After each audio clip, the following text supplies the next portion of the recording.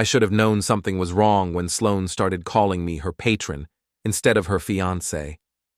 But there I was, standing in the pristine white gallery space I'd paid $43,000 to secure, watching her adjust the lighting on her latest masterpiece, a twisted metal sculpture she'd titled Liberation. How poetic. "Miles, darling, could you move a bit to the left? You're blocking the view of potential buyers," she said, without looking at me, her voice carrying that practiced sweetness she used when she needed something, which, lately, was always. My name is Miles Carter, and 3 months ago, I thought I was the luckiest guy in Boston.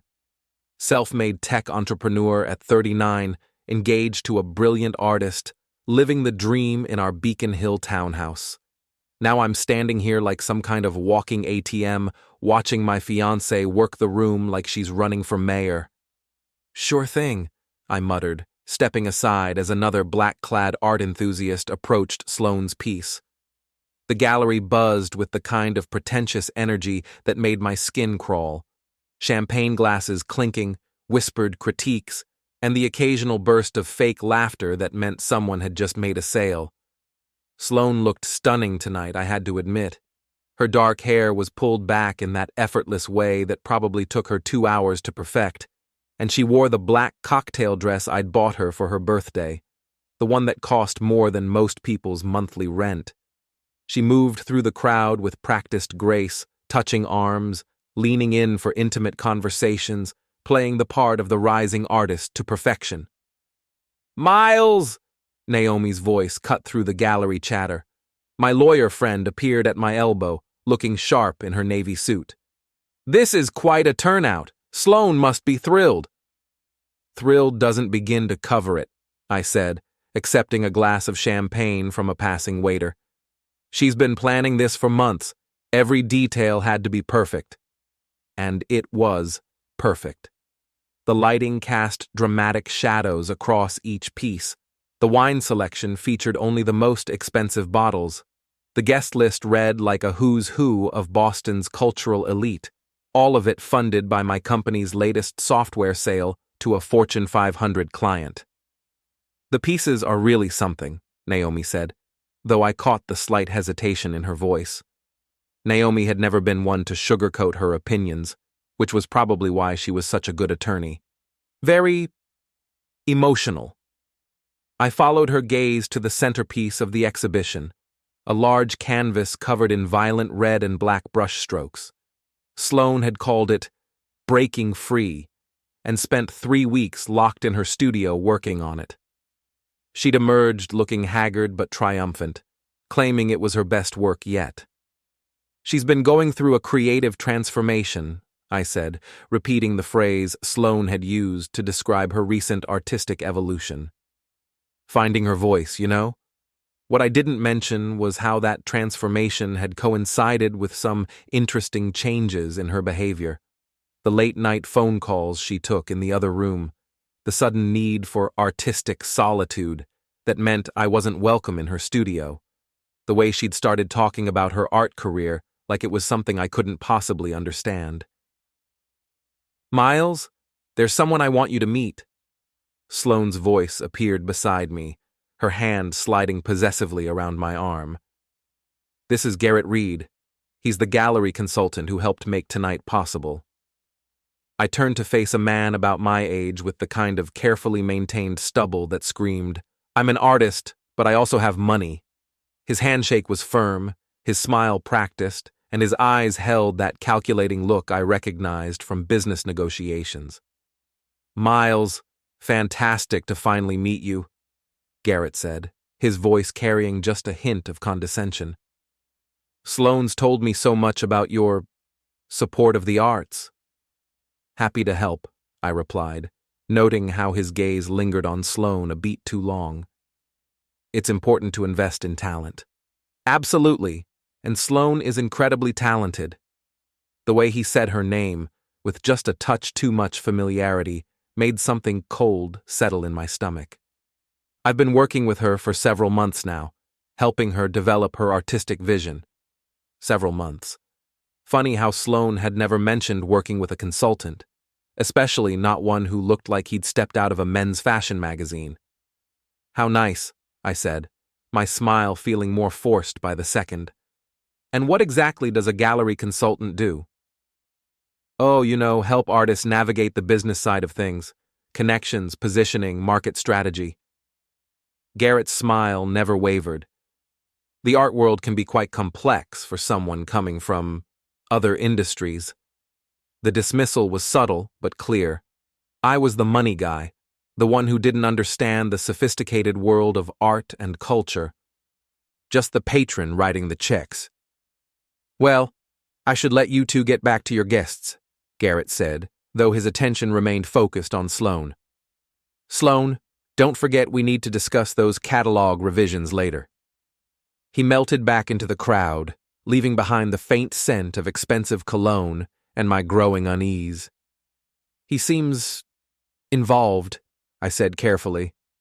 "He's been invaluable," Sloane replied, but she was already scanning the room for her next conversation. "Oh, there's the critic from the Globe. I need to—" She was gone before I could finish my thought, leaving me standing alone next to a sculpture that looked like it had been forged in hell itself. I took a long sip of champagne and tried to shake off the feeling that I was missing something important.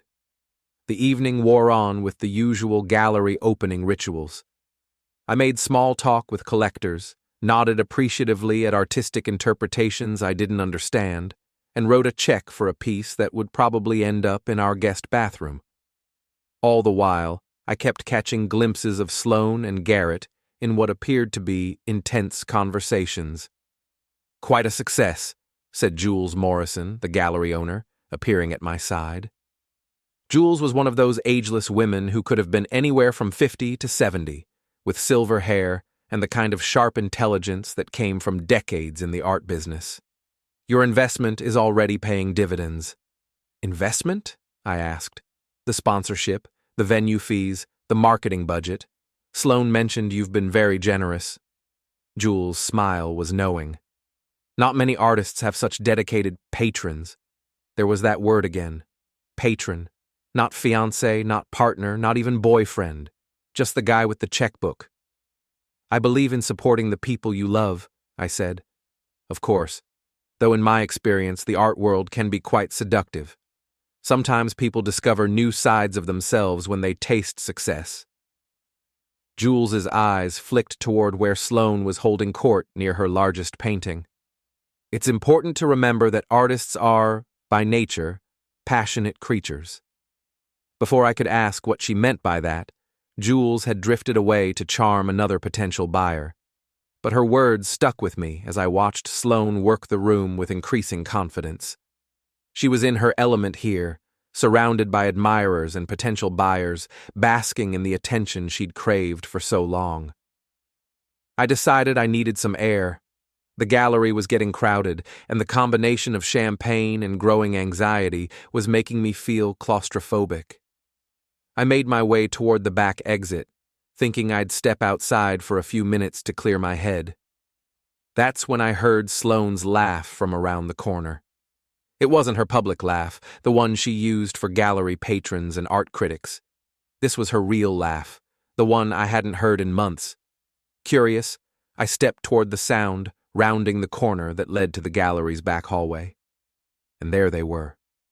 Sloane was pressed against the wall, her arms around Garrett's neck, kissing him with the kind of passion she used to reserve for me.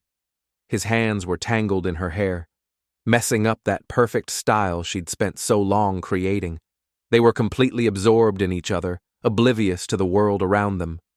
I stood there for what felt like an eternity, but was probably only seconds, my brain struggling to process what I was seeing. This wasn't a moment of weakness or a mistake. This was comfortable, familiar, practiced. This was a relationship.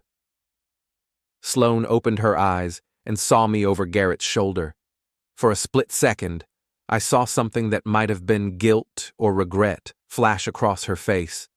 Then it was gone, replaced by something that looked almost like relief. She pulled away from Garrett slowly, deliberately, her eyes never leaving mine. Then she smiled. Not the apologetic, caught-in-the-act smile I might have expected, but something colder, something that looked almost like victory. "Miles," she said, her voice steady and calm. "Perfect timing."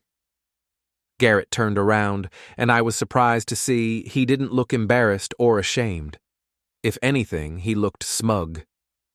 "Thanks for the support," Sloane continued, smoothing down her dress with practiced movements. "The exhibition is going wonderfully, but I think it's time we were honest about some things." She stepped closer to me, and I caught the scent of her perfume mixed with Garrett's cologne. The combination made my stomach turn. "We're breaking up, Miles. I thought you should know before the evening ends." The words hit me like a physical blow, not just the breakup, but the casual way she delivered it, like she was commenting on the weather or the wine selection. "Here?" I managed to say. "Now?" "Well, I didn't want you to hear it from someone else." She glanced back at Garrett, who had moved to stand beside her. "Garrett and I have been reconnecting. We have history, you know. We understand each other in ways that—" She shrugged. "Well, in ways that matter." I could hear the gallery party continuing just around the corner. The same voices, the same laughter, the same clinking of champagne glasses. My entire world had just imploded, and the party was still going on. "You're doing this here?" I asked again, my voice sounding strange to my own ears. "At the exhibition I paid for?" "About that," Sloane said, and now her smile turned sharp. "I really am grateful for everything you've done. The venue, the marketing, all of it. You've been the perfect patron. But let's be honest, that's all you ever were." The word hit like a slap. Patron. Not fiancé, not partner, not the man she'd claimed to love, just the wallet that made her dreams possible. "I should get back to my guests," she continued. "There are still people I need to meet, potential buyers to charm. This is my night, after all."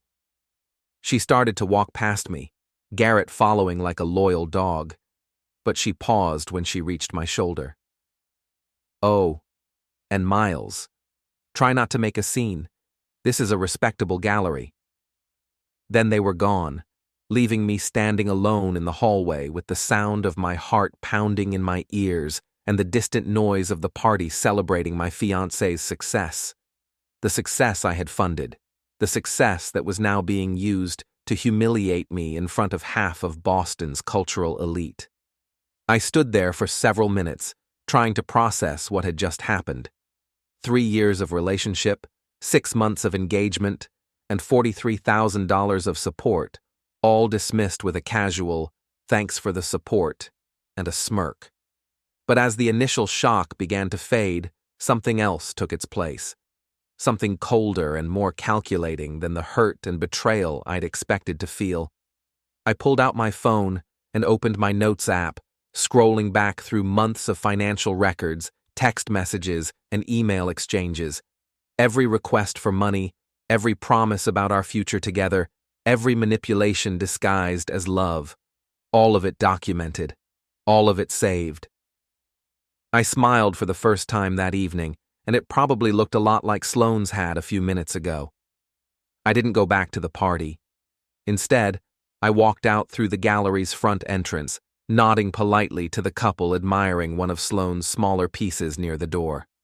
The night air hit my face like a slap, sharp and clean after the perfumed atmosphere inside.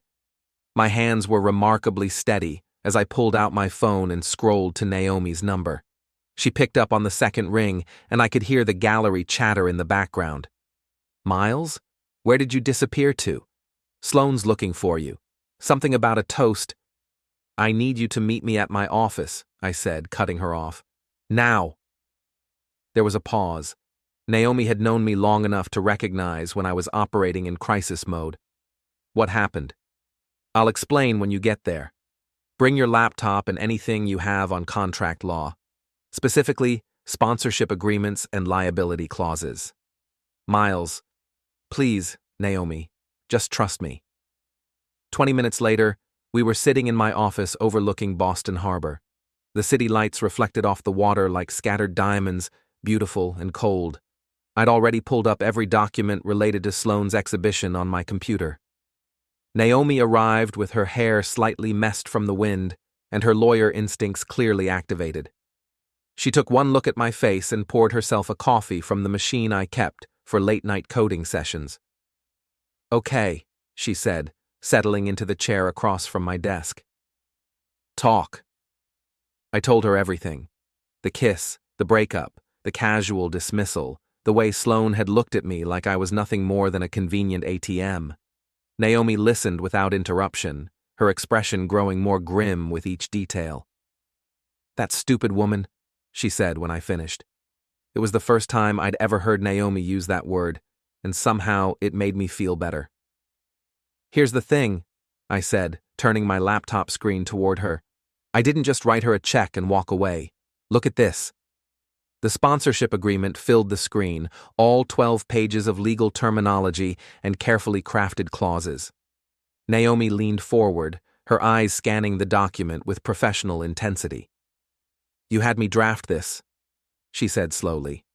"I remember now. You wanted to make sure both of you were protected if the exhibition didn't go well." "Exactly. And look at Section 7. She scrolled down and read aloud. "In the event of sponsorship withdrawal due to material breach of agreement or misrepresentation by the artist, all financial obligations including venue fees, insurance premiums, and marketing costs shall transfer to the artist within 48 hours of notification." Keep reading. "Insurance coverage requires primary sponsor signature and remains valid only during the term of active sponsorship." She looked up at me. "Miles, if you withdraw your sponsorship, Sloane becomes personally liable for everything. The venue rental, the insurance, the catering, the marketing campaign, all of it." Naomi was quiet for a long moment, studying the contract with the kind of focus she usually reserved for major corporate litigation. "How much are we talking about?" I opened another spreadsheet. "Venue rental for the month, $12,000. Insurance premium, $8,000. Marketing and promotional costs, $15,000. Catering for tonight and the planned closing reception, $6,000. Miscellaneous expenses, $4,000. $45,000, give or take, all of which becomes her responsibility the moment I withdraw my sponsorship." "And you have grounds for withdrawal?" I opened another folder on my desktop. "Misrepresentation of the nature of our relationship, failure to disclose material business relationships, specifically her arrangement with Garrett Reed, and breach of the exclusivity clause." Exclusivity clause? Section 12.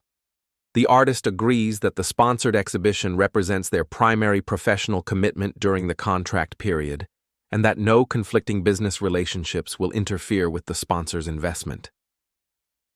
Naomi's smile was sharp and predatory. Her relationship with Garrett could definitely be considered a conflicting business relationship, especially if he's been advising her while she's been taking your money. "There's more." I clicked open my email archive. Every financial request, every promise about our future, every time she used our relationship to justify asking for more money. All documented. Jesus, Miles. You kept records of everything. Old habits. In tech, you learn to document every decision, every agreement, every promise. You never know when you'll need to prove what was actually said versus what people remember. I scrolled through months of text messages and emails, Sloane asking for money for art supplies, then for studio rent, then for promotional materials. Each request accompanied by promises about our future together, about how the exhibition would be the start of our new life as a couple. "Look at this one from last month," I said, clicking on an email. "She's asking for another $5,000 for marketing opportunities, and ends it with, 'I can't wait to celebrate our success together. This exhibition is going to change everything for us.' While she was already involved with Garrett. Gets better. Look at the metadata on these photos she sent me from her solo studio sessions." I opened a folder of images Sloane had sent over the past few months, showing her progress on various pieces. But when I displayed the file properties, the story changed. These were taken with 2 different phones, Naomi observed, and some of them have GPS data that doesn't match her studio location. Because she wasn't alone, and they weren't all taken at her studio. Some of these are from Garrett's place in Cambridge. Naomi leaned back in her chair, shaking her head. This isn't just a breakup, Miles. This is fraud. She took your money under false pretenses. So what are my options? Well, you could withdraw your sponsorship immediately. The contract is clear, you have grounds, and she'd be liable for all costs. But that would kill the exhibition and probably destroy her reputation in the art community. Or you could be really nasty about it. Wait until after the exhibition ends, then withdraw sponsorship and demand repayment of all funds as damages for misrepresentation. She'd still be liable for the venue costs, but she'd also owe you the original sponsorship money. I considered this. The first option would end Sloane's big moment immediately, but it would also look like the petty revenge of a spurned lover. The second option was more devastating, but also more complicated. There's a third option, I said slowly. I'm listening. What if I don't withdraw the sponsorship, but I make sure everyone knows exactly what kind of person they're celebrating? Meaning? I opened another folder on my computer. Social media posts, email exchanges, financial records. All of it perfectly legal to share, since it involves my own money and my own relationship. You want to destroy her reputation. I want people to know the truth about who they're doing business with. Naomi was quiet for several minutes, studying the documents on my screen. When she finally spoke, her voice was careful and professional. Miles, I have to ask this as your attorney and your friend. Are you sure this is what you want to do? Once you start down this road, there's no going back. I thought about Sloane's smile in that hallway. The casual cruelty of her words. The way she'd dismissed 3 years of my life like it meant nothing. She made her choice, I said. Now I'm making mine. Okay, then let's talk strategy. We spent the next 2 hours going through every document, every email, every text message. Naomi helped me organize everything into a timeline that told the story clearly. How Sloane had systematically manipulated me for financial support while conducting a relationship with someone else. The key is to let the facts speak for themselves, Naomi advised. Don't editorialize, don't add emotional commentary. Just present the evidence and let people draw their own conclusions. What about Garrett? What about him? He's not just Sloane's lover. He's a gallery consultant who recommended me as a sponsor. I'm betting there's more to that story. Naomi's eyes lit up with a kind of predatory gleam that made her such an effective attorney. You think he got a kickback for bringing you in? I think it's worth investigating. Jules mentioned something about my investment tonight, like I was just another client Garrett had delivered. If that's true, it adds another layer of fraud to this whole thing, and it gives us leverage against both of them. By the time we finished, it was nearly 2 a.m. The gallery exhibition would be running for another 3 weeks, giving me plenty of time to execute my plan. But I wanted to start immediately. First thing tomorrow, I'm calling Jules, I said. I want to understand exactly what Garrett's role has been in this whole arrangement. And then? Then I'm going to give Sloane and Garrett exactly what they deserve. I walked Naomi to the elevator, feeling more focused and determined than I had in months. The initial shock and hurt were still there, but they'd been joined by something more useful. Cold, calculating anger. Miles, Naomi said, as the elevator doors opened. Just be careful. When you're dealing with people who've already shown they're willing to lie and manipulate, there's no telling how far they'll go to protect themselves. I'll be careful, I promised, but I'm not backing down. The elevator doors closed, leaving me alone in the hallway. I stood there for a moment, looking out at the city lights, then turned and walked back to my office. I had work to do. I spent the rest of the night organizing my evidence and planning my next moves. By dawn, I had a strategy that would systematically dismantle everything Sloane and Garrett had built on my money and trust. It was going to be beautiful. The next morning, I called Jules Morrison at exactly 9 a.m.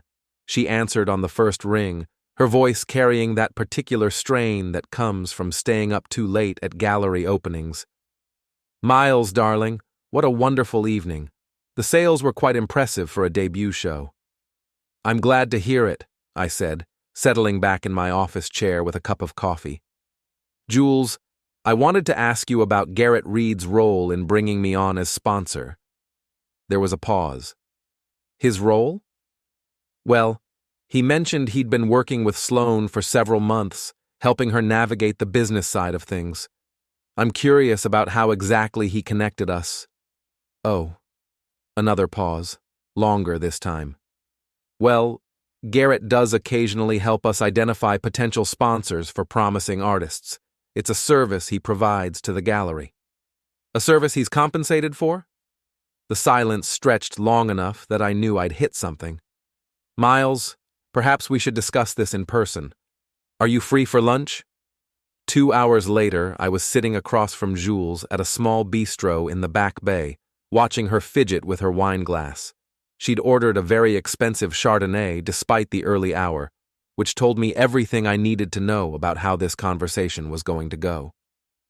"The thing is, Miles, the art world operates on relationships, connections, people who can bring the right artists together with the right supporters. And Garrett is one of those people. He has an eye for talent and an understanding of what collectors are looking for. When Sloane came to us, he immediately saw the potential for a mutually beneficial arrangement." "Mutually beneficial for whom?" Jules took a long sip of her wine. "For everyone involved, naturally." "Including Garrett?" "Miles, I think you're misunderstanding the nature of—" "How much does he get?" I asked directly. She set down her wine glass and looked at me with the kind of resigned expression that meant she'd decided to tell the truth. 10% of the sponsorship amount. It's standard for this type of arrangement.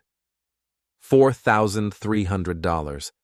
Garrett had made over $4,000 for introducing me to Sloane, knowing full well that he was setting me up to fund his girlfriend's career while he slept with her behind my back. "And you didn't think I should know about this arrangement?"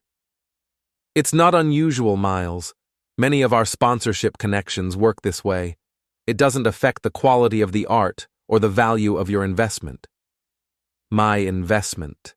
I laughed, but there was no humor in it. "Jules, did you know that Sloane and Garrett were involved romantically?"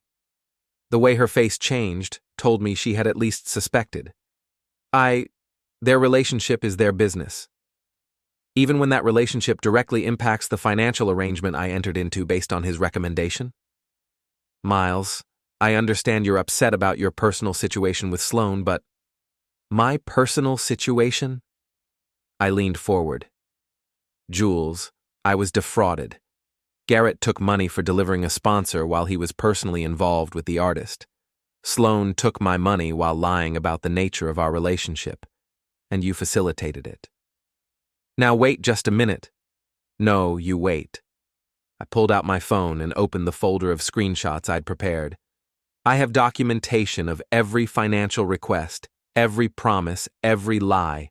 I have evidence that Sloane was involved with Garrett while taking my money. And now I know that Garrett was being paid to bring me into this arrangement." Jules's face had gone pale. "What are you saying?" "I'm saying that when this story comes out, it's going to reflect very poorly on everyone involved, including your gallery." I let that sink in for a moment. "However," I continued, "I'm not unreasonable. I understand that you may not have been aware of the full extent of their deception. What do you want?" "I want Garrett's consulting relationship with your gallery terminated immediately. I want it made clear to the art community that his recommendations can't be trusted, and I want you to distance yourself from this situation before it gets worse." "And if I don't?" I showed her my phone screen, which displayed the draft of a social media post I'd prepared. It laid out the entire situation in clear, factual terms, with screenshots and documentation. Then this goes public, along with everything else. And I think we both know how that will affect your gallery's reputation. Jules read the post twice, her expression growing more troubled with each word. "This would destroy them," she said quietly. "They destroyed themselves. I'm just making sure people know about it." She was quiet for a long time, staring into her wine glass like it might contain answers. "Garrett's contract will be terminated by the end of the week," she said finally. "Good. And Jules? I'd recommend being very careful about who you trust in the future. This kind of thing could have destroyed your gallery's reputation if it had gone public." I left her sitting at the table and walked back to my office, feeling like I'd just won the first real battle in what was going to be a long war. That afternoon, I put the second phase of my plan into motion. I started with social media, but not in the way people might expect. Instead of posting angry rants or accusations, I began sharing the documented facts of my relationship with Sloane. Screenshots of text messages where she asked for money, emails where she made promises about our future, financial records showing the extent of my support for her career. I didn't add commentary or emotional appeals. I just presented the evidence with simple captions. "Supporting the arts, 2023, and investment in talent, and believing in someone's dreams." The art community in Boston wasn't large, and social media moved fast. Within hours, people were connecting the dots. The timing of Sloane's requests for money, the promises she'd made, the fact that her exhibition had opened the same week she'd ended our engagement. My phone started ringing around 4 p.m. The first call was from Tasha, one of Sloane's friends who'd been at the exhibition. "Miles, honey, I just saw your posts. Are you okay?" "I'm fine, Tasha. Just sharing some memories. But some of these messages, if Sloane was asking for money while she was..." She trailed off. "While she was what?" "Well, everyone kind of knew she and Garrett had history, but we thought it was over. If she was still involved with him while taking your money..." "I'm just sharing facts, Tasha. People can draw their own conclusions." But I could hear the wheels turning in her voice. Tasha was one of those people who thrived on drama and gossip. By evening, she'd have shared the story with half the art community. The second call came from Ivy, another of Sloane's circle. "Miles, this is really awkward, but I think you should know. Some of us were wondering about the timing of everything. The way Sloane suddenly had money for all these new materials and studio upgrades, and then Garrett started hanging around again." "Interesting timing," I agreed. "Look, I like Sloane, but what she did to you? It's not right. And if she was lying to you about Garrett..." "I appreciate your concern, Ivy." The third call was from Lena, who was drunk and apparently feeling guilty about something. "Miles, I'm so sorry. We should have said something. We should have warned you." "Warned me about what?" "About Garrett. About how he operates. He's done this before, you know. Found artists with wealthy boyfriends, gotten involved, helped them get sponsorship deals. It's like his business model." This was news to me. "He's done this before?" "There was this sculptor last year, Rebecca something. She had this older guy who was supporting her work, and then Garrett showed up, and suddenly she's got gallery representation, and the guy gets dumped right after her first show." "And you didn't think to mention this?" We hoped it would be different with Sloane. She seemed to really care about you." After I hung up, I sat in my office looking out at the harbor and processing what I'd learned. Garrett wasn't just an opportunist who'd stolen my fiancée. He was running some kind of systematic scam, using his gallery connections to identify wealthy sponsors and then manipulating the artists to betray them. I opened my laptop and started researching. It didn't take long to find Rebecca Chen, the sculptor Lena had mentioned. Her social media told a familiar story: a relationship with an older businessman, sudden financial support for her art, gallery representation, and then a breakup right after her successful debut exhibition. I found 2 other similar cases over the past 3 years. Always the same pattern: young artist, older sponsor, Garrett's involvement, successful exhibition, broken relationship. I was looking at a serial predator who'd turned fraud into an art form. My phone buzzed with a text from Naomi. "Saw your posts, brilliant strategy. How are you holding up?" I typed back, "Fine, and I just found out this is bigger than we thought." "How much bigger?" "Garrett's done this before. Multiple times. I think we're looking at a pattern of systematic fraud." "Jesus. Are you going to contact the other victims?" I looked at Rebecca Chen's Instagram profile, with its carefully curated images of her sculptures and her new life as a successful artist. She looked happy, but I remembered how I'd felt just 24 hours ago, before my world imploded. "Not yet," I typed back. "First, I want to finish what I started with Sloane and Garrett, then we'll see about the bigger picture." My phone rang again.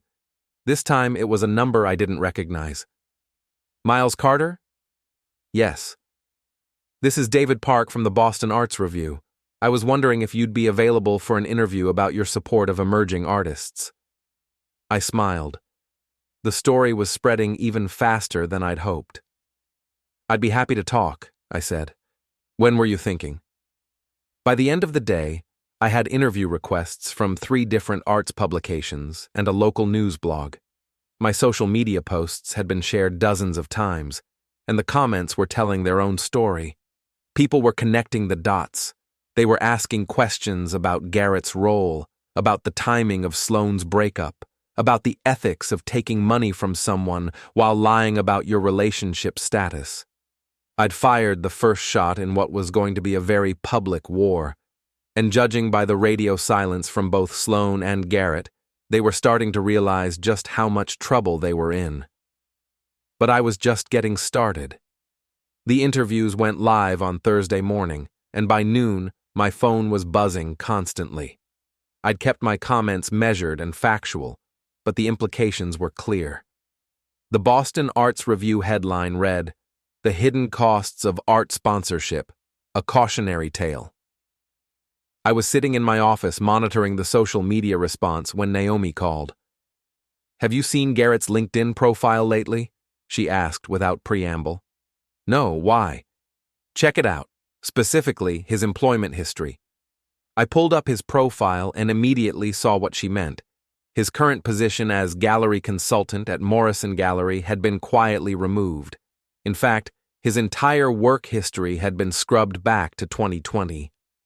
"He's trying to erase his connection to the gallery," I said. "Gets better." I did some digging into his business registration. Turns out he's been operating as Reed Arts Consulting for the past 4 years, but he never properly registered the business name or filed appropriate tax documents. Meaning? Meaning he's been taking payments under the table. No contracts, no paper trail, no taxes paid. Jules probably paid him in cash to avoid having to report it as business income. I leaned back in my chair, processing this information. So not only is he a serial manipulator, he's also committing tax fraud. That would be my assessment. And Miles? I think you should know that someone's been asking questions about you. What kind of questions?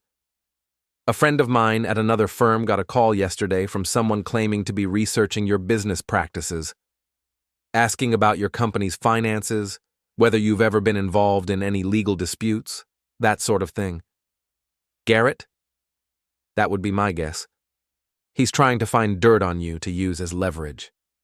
I felt a cold anger settle in my chest. It was one thing to steal my fiancée and my money. It was another thing entirely to try to destroy my business reputation. "Well," I said, "I guess it's time to escalate things." That evening, I drove to Cambridge. I'd done my research, and I knew Garrett lived in a converted warehouse building that had been turned into expensive lofts. The kind of place that looked industrial and artistic, but cost more per month than most people's annual salary. I found his Tesla in the building's parking garage, a gleaming white Model S with vanity plates that read RTLVR. The pretentiousness was almost physically painful. I'd come prepared. In my jacket pocket, I had a bag of raw shrimp I'd bought from the fish market, along with a small screwdriver and a tube of industrial-strength adhesive. I also had my phone ready to record everything. The parking garage was dimly lit and mostly empty at 9 p.m. on a Thursday. I worked quickly, using the screwdriver to pop open the Tesla's air intake vents and stuffing them full of shrimp. The smell was going to be absolutely horrific in a few days, especially with Boston's unseasonably warm weather. But that was just the appetizer. I used my car key to scratch fraud into the paint on the driver's side door, then homewrecker on the passenger side. The scratches were deep enough to require a complete repaint job. For the finale, I squeezed the industrial adhesive into the door locks and the charging port. Garrett wasn't going anywhere in this car for quite a while. I documented everything with my phone, narrating as I worked. Performance art installation, titled Consequences, mixed media on luxury vehicle, artist statement, actions have reactions, and some people need to learn that the hard way. I posted the video to my social media accounts with the caption, New Art Project, Exploring Themes of Justice and Accountability. Consequential art, truth in advertising. The response was immediate and overwhelmingly positive. Comments ranged from laughing emojis to, "This is brilliant," to, "He had it coming." A few people expressed concern about property damage, but they were quickly shouted down by others who pointed out the documented fraud Garrett had committed. By Friday morning, the video had been shared over 200 times and had caught the attention of several local news outlets. I was getting interview requests faster than I could respond to them. But the real payoff came Friday evening. I'd arranged to meet some friends at a trendy bar in the South End, the kind of place where Boston's creative class liked to network and be seen. I knew from Sloane's social media that she and her crowd frequented the place, and I was hoping for a chance encounter. I didn't have to wait long. Sloane walked in around 8 p.m., flanked by Tasha and Ivy. She looked stunning as always, but there was something brittle about her smile, something forced about the way she laughed at her friend's comments. She spotted me almost immediately. Our eyes met across the crowded bar, and I raised my glass in a mock toast. Her expression hardened, and she said something to her friends before making her way over to my table. "Miles," her voice was ice cold, "I need to talk to you. Sloane, you look lovely tonight. How's the art world treating you?" "Cut the shit. We need to discuss what you've been doing." "What I've been doing? You mean sharing my experiences as an art patron? I thought you'd appreciate the publicity." She leaned closer, and I could smell her perfume mixed with wine and desperation. "You're destroying my reputation." "I'm sharing facts. If those facts are destroying your reputation, maybe you should have thought about that before you decided to commit fraud." "Fraud?" Her voice rose slightly, causing people at nearby tables to look over. "I never committed fraud." "Really? Taking money from someone under false pretenses isn't fraud? Lying about the nature of your relationship with your business consultant isn't fraud? My relationship with Garrett is none of your business. It became my business when he was taking a cut of the money I was giving you. It became my business when you were sleeping with him while promising me a future together." The word hung in the air between us. Sloane's face flushed, and I could see her friends watching from across the bar. "You bastard," she hissed. "You think you can ruin my life because I hurt your feelings?" "I think I can share the truth about what happened. What people do with that information is up to them." "The truth? You want to talk about truth?" She was getting louder now, drawing more attention. "The truth is that you were never anything more than a wallet to me, a convenient source of funding who was too stupid to realize he was being used." The conversation around us had gone quiet. People were openly staring now, phones coming out to record what was clearly becoming a public scene. "The truth is that you're a pathetic middle-aged tech bro who thought he could buy a young, beautiful artist. Well, congratulations, Miles. You got exactly what you paid for. I stood up slowly, keeping my voice calm and level. What I paid for was honesty. What I got was lies, manipulation, and betrayal. But you're right about one thing, Sloane. I did get what I paid for. I pulled out my phone and opened the photo gallery, turning it so she could see the screen. It showed a screenshot of her bank account, which I'd had access to as her emergency contact and financial support. I got receipts for every dollar you spent of my money, including the $1,500 you spent on lingerie from that boutique on Newbury Street. The same week you were telling me you needed money for art supplies. Her face went white. I got records of every lie you told me, every promise you broke, every time you manipulated my feelings to get access to my wallet. And I got a front row seat to watch you destroy your own reputation by being exactly who you really are. I gestured around the bar, where at least a dozen people were openly recording our conversation. But most importantly, I got to see you show everyone here exactly what kind of person you really are. Look around, Sloane. Look at their faces. This is what people think of someone who takes money from someone who loves them while sleeping with someone else behind their back. She looked around the bar and seemed to realize for the first time how many people were watching, how many phones were pointed in her direction. The brittle confidence cracked, and for a moment I saw genuine panic in her eyes. "You're going to regret this," she said, but her voice lacked conviction. "The only thing I regret is not seeing through you sooner." She turned and walked quickly toward the exit, her friends hurrying to catch up. I could hear whispered conversations starting up around the bar, and I knew that by tomorrow morning, this confrontation would be all over Boston's social media. I sat back down and finished my drink, feeling oddly calm. The hurt and betrayal were still there, but they'd been joined by something more satisfying. The knowledge that Sloane had just destroyed whatever remained of her reputation in front of a room full of witnesses. My phone buzzed with a text from Naomi. "Saw the video from the bar. Holy shit, Miles. She just committed social suicide." I typed back, "That was the plan." But even as I wrote it, I knew this was far from over. Sloane and Garrett weren't going to take this lying down, and I needed to be prepared for whatever they tried next. The war was just getting started. Saturday morning brought an unexpected phone call. The number wasn't in my contacts, but something made me answer it anyway. "Miles Carter?" "Yes." "This is Tom Bradley. I worked with Garrett Reed. We need to talk." I remembered Tom from the gallery opening, a thin, nervous-looking guy who'd seemed to hover around Garrett like an anxious assistant. "What about?" "About what Garrett and Sloane have been planning. About what they're planning to do to you." "I'm listening." "Not over the phone? Can you meet me somewhere?" We arranged to meet at a coffee shop in Harvard Square, neutral territory where we could talk without being overheard. Tom was already there when I arrived, hunched over a large coffee and looking like he hadn't slept in days. "Thanks for coming," he said as I sat down. "I wasn't sure you'd want to hear what I have to say."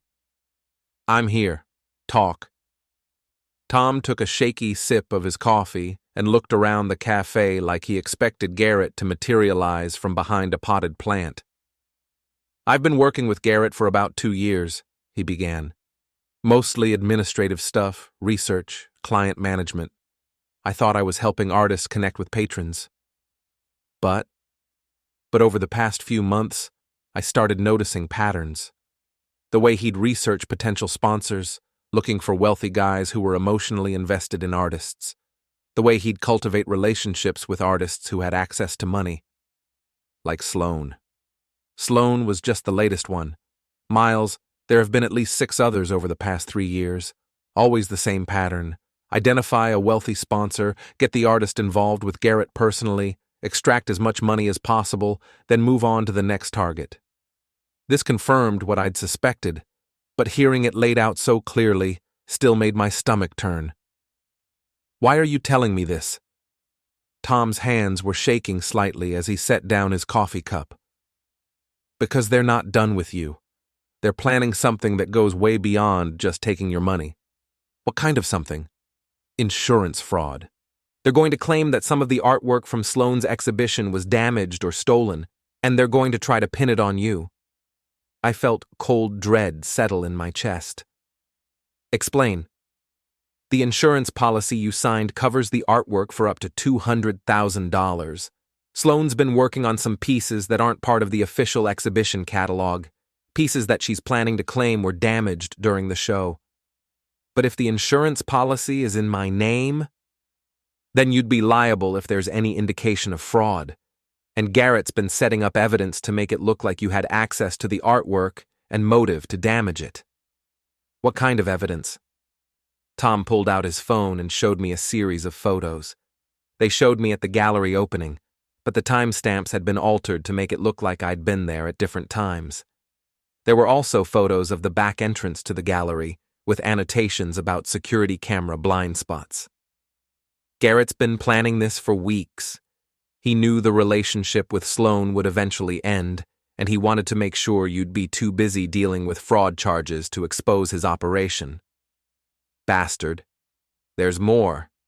They're planning to meet tonight at Sloane's old studio space to finalize everything, the one she used before you started paying for her new place. I knew the studio he meant. It was in an old warehouse building in Somerville that had been converted into artist spaces. Sloane had moved out 6 months ago when I'd offered to pay for a better location. Why are you telling me this, Tom? What's in it for you? He was quiet for a long moment, staring into his coffee like it might provide answers. Because I'm tired of being part of this. Because I've watched Garrett destroy people's lives for profit, and I can't do it anymore. He looked up at me. And because he's planning to pin some of this on me too. Make me the fall guy if things go wrong. What do you want me to do? I want you to stop them. I have recordings of their conversations, evidence of the fraud they're planning. But I need your help to make sure it gets to the right people. He slid a flash drive across the table. Everything's on there. Recorded phone calls, emails, financial records, the whole operation. I pocketed the drive. What's the plan for tonight? They're meeting at the studio at midnight. Sloane's going to bring the artwork she's planning to claim was damaged. Garrett's going to photograph everything and create the documentation they need to file the insurance claim. And you're supposed to be there? I'm supposed to help with the setup, but I think they're planning to cut me out permanently after tonight. I studied Tom's face, looking for signs that this might be some kind of trap. But his fear seemed genuine, and the flash drive felt real enough in my pocket. Okay, I said. Here's what we're going to do. That night, I parked 3 blocks away from the warehouse and walked through the industrial district toward Sloane's old studio. The area was mostly deserted after dark, with only a few security lights casting long shadows between the buildings. Tom had given me the entry code for the building, and I made my way up to the 3rd floor where Sloane's studio was located. The hallway was dimly lit and smelled of paint and turpentine. I could hear voices coming from behind the familiar door marked Studio 3C. I pressed myself against the wall and listened. Documentation needs to be perfect, Garrett was saying. The insurance investigator can't find any inconsistencies. I understand. That was Sloane's voice, but she sounded tense. But what if Miles fights this? What if he has evidence that contradicts our story? He won't. By the time we're done, he'll be too busy trying to stay out of prison to worry about his reputation. I pulled out my phone and started recording, holding it close to the door to pick up their conversation. The beauty of this plan, Garrett continued, is that Miles signed all the insurance documents. His name is on everything. When the fraud investigation starts, all the evidence will point to him. And Tom? Tom's going to have an unfortunate accident. Nothing fatal, just enough to keep him quiet and make him look unreliable if he tries to testify. I'd heard enough. I pushed open the door and stepped into the studio. Funny thing about insurance fraud, I said, holding up my phone. It's a lot harder to pull off when someone's recording your confession. Both Sloane and Garrett spun around, their faces going white when they saw me. Miles. Sloane's voice was barely a whisper. "Hello, darling. Don't mind me, I was just enjoying your little planning session. Very thorough, very incriminating." Garrett recovered first, his shock quickly turning to anger. "You're trespassing. Get out." "Actually, I'm preventing a felony. Big difference." I looked around the studio, taking in the setup they'd created. Several of Sloane's paintings were arranged on easels, and I could see what looked like damage that had been carefully applied to make it look accidental. "Nice work on the fake damage," I said. "Very artistic. I'm sure the insurance investigators will appreciate the attention to detail." "You don't understand what you're dealing with," Garrett said, taking a step toward me. "This is bigger than your hurt feelings about a breakup." "Oh, I understand perfectly. You're running a systematic fraud operation, using artists to bilk money from wealthy sponsors. I've got documentation going back 3 years, Garrett. Rebecca Chen, Maria Santos, Jennifer Walsh. Should I keep going?" The color drained from his face. "You've been busy." "I'm a thorough person. It's what made me successful in business, and it's what's going to destroy you." Sloane had been quiet during this exchange, but now she stepped forward. "Miles, we can work this out. We can what, Sloane? Go back to the way things were? Pretend you didn't spend months lying to me while planning to frame me for insurance fraud? I never wanted it to go this far. But you were willing to let it happen. You were willing to let me go to prison to protect your precious art career. That's exactly what it is." I held up my phone again. "And it's all recorded. Every word, every admission, every detail of your little plan." Garrett's expression had turned calculating. "Even if you have recordings, it's your word against ours, and you're the one who broke into this studio." Actually, he didn't break in. All three of us turned toward the door, where Tom was standing with his own phone in his hand. "I let him in," Tom continued, "and I've been recording this whole conversation from the hallway. Amazing what you can pick up with a good directional microphone." Garrett's face went through several expressions before settling on pure rage. "You backstabbing little. I'm done being your accomplice, Garrett. I'm done watching you destroy people's lives." "You have no idea what you've just done," Garrett said, his voice low and threatening. "I know exactly what I've done. I've stopped you from ruining another person's life." I could hear sirens in the distance, getting closer. "Expecting someone?" I asked. Tom smiled for the first time since I'd met him. "I called the police about 20 minutes ago. Reported a burglary in progress. They should be here any minute." Sloane's composure finally cracked completely. "Tom, you can't do this. You'll destroy everything." "Everything was already destroyed, Sloane. You destroyed it when you decided to commit fraud." The sirens were getting louder now, and I could see flashing lights through the studio's grimy windows. "Here's what's going to happen," I said, addressing both Sloane and Garrett. "You're going to confess to everything. The fraud, the manipulation, the planned insurance scam, all of it." "And if we don't?" Garrett asked. "Then I release everything I have to the media, the police, and every gallery owner in New England. Your choice." The sound of footsteps echoed in the hallway outside. "Boston police, open up."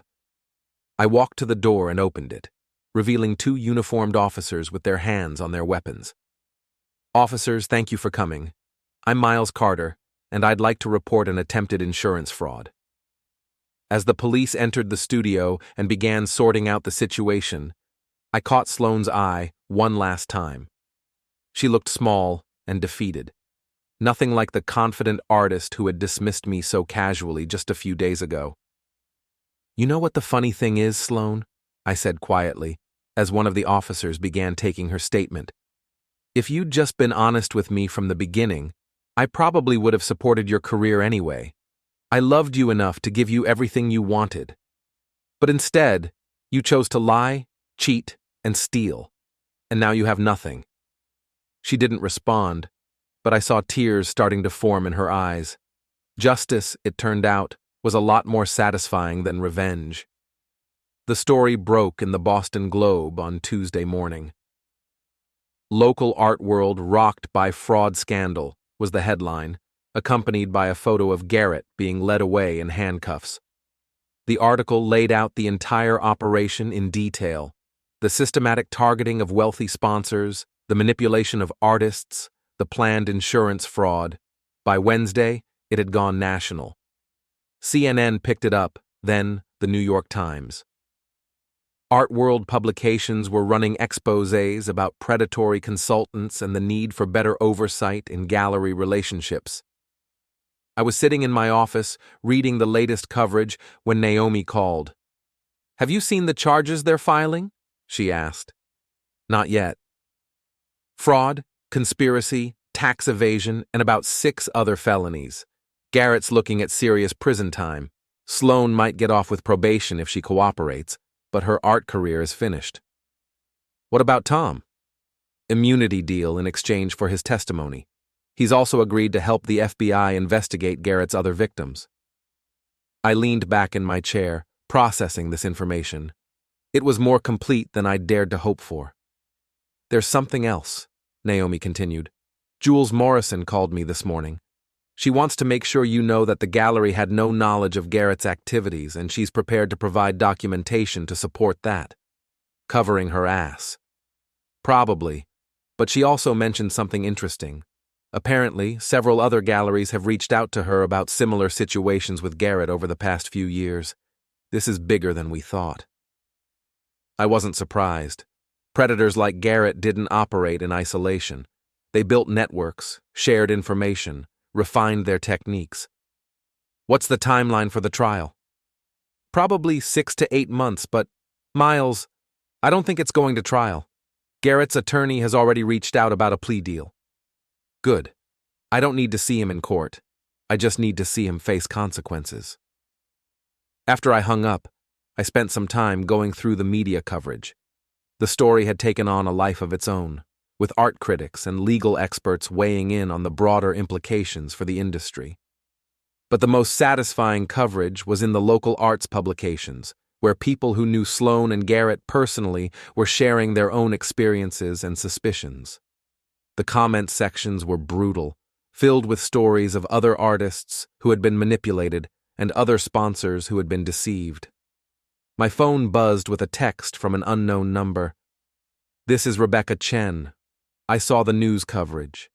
Thank you for having the courage to speak up. Would you be willing to talk?" I stared at the message for a long moment. Rebecca had been one of Garrett's earlier victims, the sculptor whose story had helped me understand the pattern of his operation. I typed back, "Of course. When works for you?" We arranged to meet that afternoon at a cafe near her studio. Rebecca turned out to be a woman in her early 30s with short black hair and paint-stained fingers. She had the kind of intense focus that I associated with serious artists. "I've been following your story," she said after we'd ordered coffee. "It's almost identical to what happened to me." "Tell me." She described a relationship that sounded depressingly familiar. An older boyfriend who supported her art, Garrett's sudden appearance as a consultant, a successful exhibition, and then a breakup that left her sponsor devastated and financially damaged. "The difference is that David, my sponsor, didn't fight back. He just accepted it and moved on. But seeing what you did, how you documented everything and exposed them..." She shook her head. "I wish I'd been that smart." "You weren't prepared for it. I had the advantage of being suspicious from the beginning." "Maybe. But you also had the courage to act on those suspicions. A lot of people would have just walked away." We talked for over an hour, comparing experiences and filling in details about Garrett's operation. Rebecca had kept some documentation from her own situation, and she was willing to share it with the FBI investigators. "There's something else," she said as we were preparing to leave. "David, my ex-sponsor, he never got over what happened. Last I heard, he'd stopped supporting artists entirely. Just gave up on the whole scene." "I'm sorry. It's not your fault, but it makes what you did even more important. You didn't just expose Garrett and Sloane. You potentially saved other people from going through what we went through." That evening, I decided to attend the opening of a new exhibition at a different gallery across town. It wasn't revenge or investigation that motivated me. I was genuinely curious to see if my relationship with the art world could survive everything that had happened. The gallery was packed with the usual crowd of artists, collectors, and cultural enthusiasts, but something was different. Instead of the whispered gossip and careful social maneuvering I'd grown accustomed to, people were actually talking about the art. "Miles!" a voice called out from across the room. I turned to see Sarah Chen, a photographer whose work I'd admired at previous events. She made her way over with a genuine smile. "I'm so glad to see you here," she said. "After everything that happened, I wasn't sure you'd want to stay involved with the art community." I considered it, I admitted, but I realized that what Sloane and Garrett did doesn't represent everyone in this world. It definitely doesn't.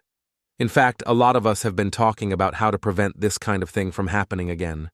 Better transparency in sponsorship relationships, clearer ethical guidelines for consultants, that sort of thing.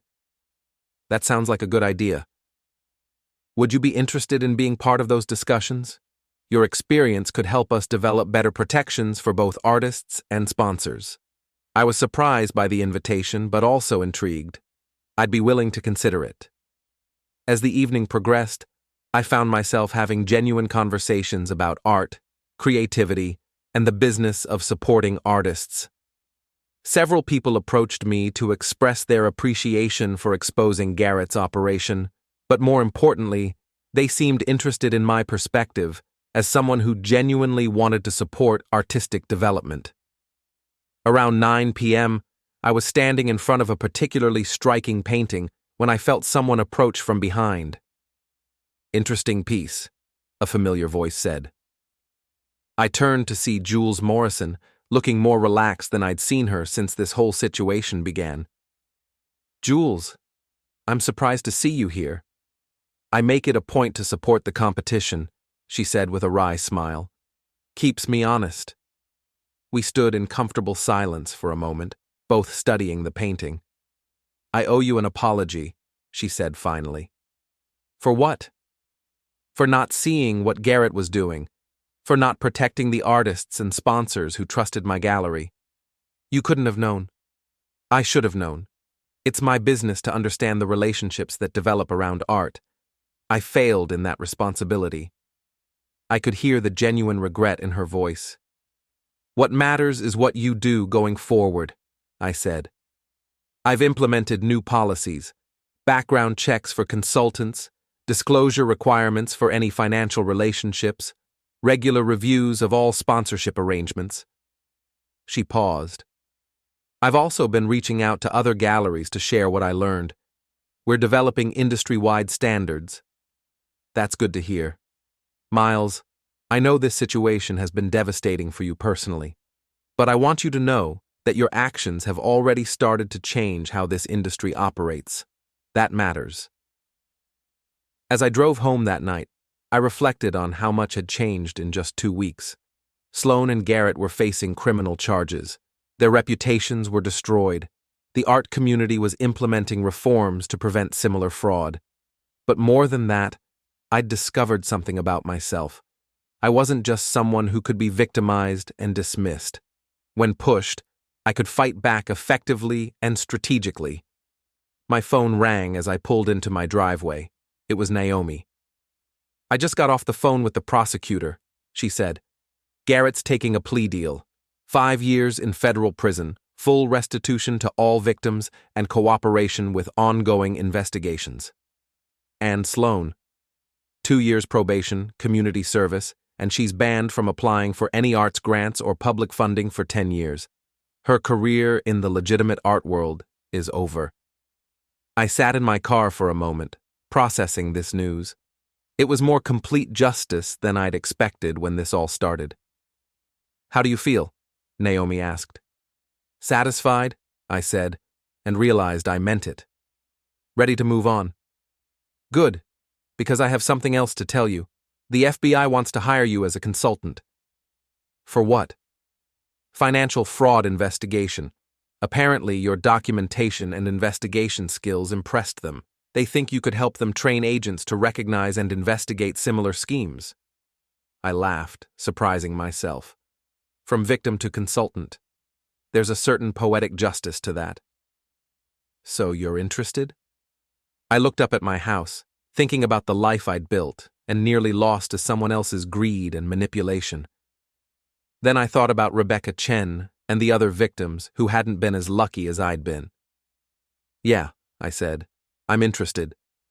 3 months later, I was standing in another gallery, at another opening. But this time, I wasn't there as a sponsor or a victim. I was there as someone who understood both the beauty and the dangers of the art world.